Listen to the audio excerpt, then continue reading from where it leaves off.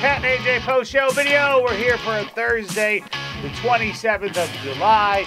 You may have noticed this little thing called healthcare is back in the news here in the U.S. When is it not in the news? I don't know. Oh my gosh. I don't know. All I know is that every 4 years now with a new president, we're going to have a new healthcare plan. So it's going to be in the news nonstop from now on. But this, while is healthcare related, we're not talking about healthcare in that manner. We're more so talking about what's behind the curtain. Have you ever wondered what your doctor says about you?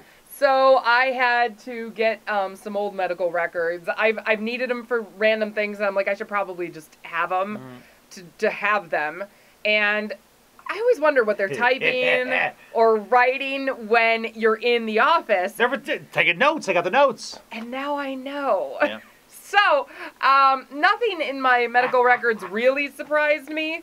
But it was more how they described me as a human being that surprised me. As a human being? Yeah, just, you know, like when you first walk in. My very first appointment I had in La Crosse, Wisconsin, this was back in 2008. It's talking 9 years ago. They said she presents as a moderately obese, which I'm like, well, at least they didn't say morbid. Yeah, just moderately. I'm only moderately fat. Moderately obese, pleasant woman, slightly anxious, looks her age, and doesn't seem to be in any distress.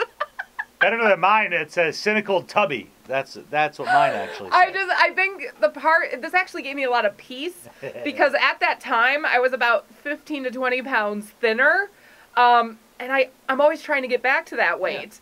Yeah. And it seems like whenever I get close, then I put on some muscle from running. And but I'm like, well, if they thought I was moderately obese then what's the point in getting back to that weight? That is very much like the grass is greener thing. That's like when you romanticize like an ex until you start dating them again. Then you're like, here's why I hated you. Yeah. It's the same thing when you go, oh my God, look, I thought I was fat back in my 20s. Now, as I encroach on 40, I'm like, oh my God, I'd love to be that way again. What's the joke? I wish I was as fat as I was the first time I thought I was Yeah, fat. there you go. That's how fat I wish I really was. But then I was thinking like, okay, so I appeared slightly anxious. Like, I know I'm an anxious person, but to a complete stranger for the first time, I appeared anxious and moderately obese. That just makes me laugh.